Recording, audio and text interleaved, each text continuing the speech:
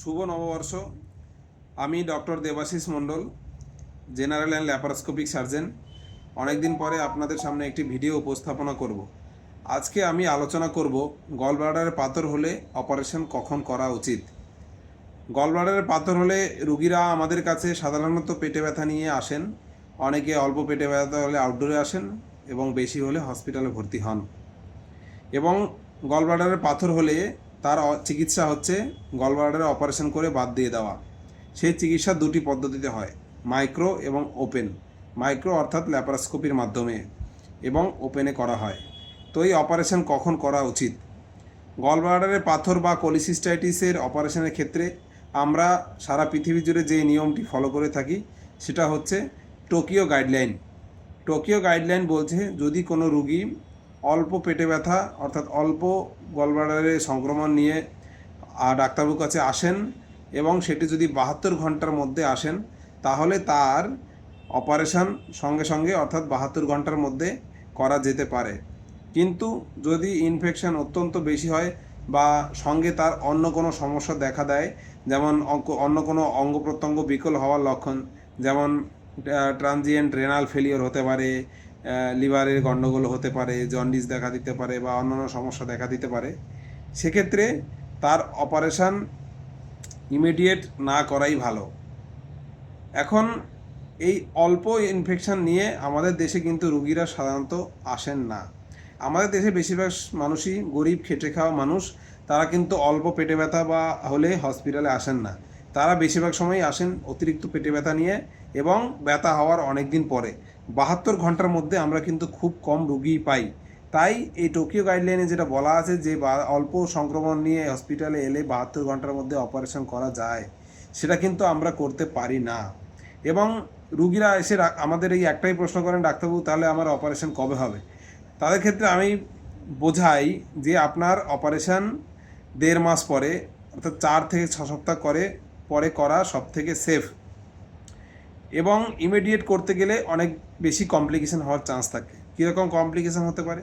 যেমন ল্যাপারোস্কোপিক অপারেশনটা ওপেনে করতে হতে পারে, বা অন্যান্য অঙ্গ প্রত্যঙ্গে আঘাত লাগার চান্স বেড়ে যেতে পারে, বা রক্তক্ষরণের চান্স বেশি হতে পারে। সেক্ষেত্রে 1.5 মাস পরে অপারেশন করা কিন্তু সব থেকে সেফ। কিন্তু আমার কথায় বা আমি তাদেরকে বোঝাতে অনেক সময় অক্ষম হই, বা তারা বুঝতে পারেন না যে আমি কি বোঝাতে চাইছি। 1.5 মাস পরে অপারেশন করাটা তিনি ভাবেন দেরি হচ্ছে, তাই অন্য কোনো ডাক্তারবাবুর কাছে গিয়ে অপারেশন করিয়ে নেব। কিন্তু এইটা করা ঠিক নয়, কেননা বেশিরভাগ ক্ষেত্রেই কিন্তু যে কমপ্লিকেশানগুলো আমি বললাম আগে অপারেশন করলে এই কমপ্লিকেশানগুলো হওয়ার চান্স থাকে। বা যেই ডাক্তারবাবুর কাছেই যান না কেন, চিকিৎসা পদ্ধতি কিন্তু সবার ক্ষেত্রেই সমান। ইনফেকশন বেশি থাকলে গল ব্লাডারের যে জায়গাটা সেই জায়গাটা খারাপ হয়ে থাকে, আশেপাশে জায়গাগুলো ফুলে থাকে এবং সেক্ষেত্রে অপারেশন কিন্তু বেশি ইনজুরি বা অপারেশনটা কিন্তু একটু খারাপ হওয়ার ঝুঁকি বেশি থাকে। তাই আপনারা যারা খুব তাড়াতাড়ি হসপিটালে আসেন না পেটে ব্যথা নিয়ে এবং 3 দিন বেশি হয়ে গেছে বা অতিরিক্ত পেটে ব্যথা, সেই রকম রুগীরা কিন্তু অপারেশন 4 থেকে 6 সপ্তাহ পরে করাটা সব থেকে আমার মতে সেফ। তাহলে এখন প্রশ্ন হচ্ছে ততদিন তিনি কি করবেন? ততদিন সেই রুগী অবশ্যই ডাক্তারবাবুকে নিয়মিত দেখাবেন, 1 সপ্তাহ বা 2 সপ্তাহ পর পর এসে দেখিয়ে যাবেন এবং নিয়মিত ওষুধের আন্ডারে থাকতে হবে এবং সব রকম অ্যানাস্থেটিক চেক আপ করে 1.5 মাস পরে অপারেশন করাটা তার জন্য খুব ভালো হবে। এখন আরেকটা বিষয় হচ্ছে, এই টোকিও গাইডলাইনে যে বলা আছে যে 72 ঘন্টার মধ্যে কোনো রুগী অল্প পেটে ব্যথা নিয়ে এলে বা কোনো কমপ্লিকেশন দেখা না দিলে তার ল্যাপারোস্কোপিক কোলিসিস্টেক্টমি করা যেতে পারে।